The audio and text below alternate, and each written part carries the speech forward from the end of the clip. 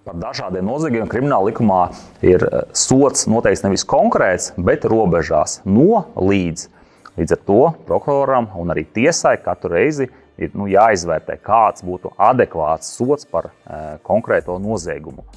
Un, attiecīgi, to vērtējot ņem vairākus kritērijus. Un viens ir šis pats noziegums, kā viņš ir izpaudies, tāpat ņem vērā arī kādas ir sekas vai kādi ir zaudējumi nodarīti, piemēram, tie ir zaudējumi naudas izteiksmē, tad cik lieli zaudējumi, un tāpat viens no būtiskākiem argumentiem ir paša izdarītāja personība, proti, ko viņš dara, vai viņš iepriekš ir tiesāts vai sodīts par citiem nodarījumiem, vai nav, vai viņš strādā vai nestrādā, vai viņš mācās, vai viņam ir ģimene, kāds ir viņa veselības stāvoklis.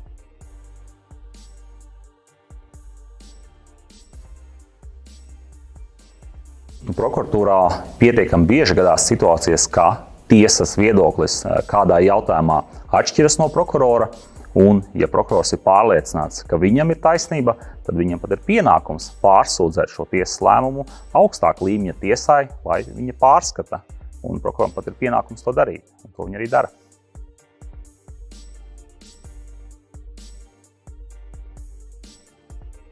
Likums paredz to, ka personu var sodīt gan tiesa, gan arī izņēmuma gadījumā pats prokurors. Un, ja prokurors soda personu, tad viņš pieņem lēmumu, kas saucas prokurora priekšraksts par sodu.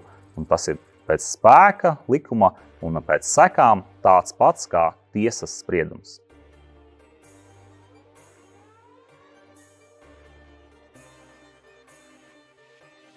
Lai personu varētu sodīt ar prokurora priekšrakstu par sodu, ir jāizpildās vairākiem kritērijiem. Pirmais, personai ir jāatzīst sava vaina. Viņam jāsaka, jā, es piekrītu, ka es to izdarīju.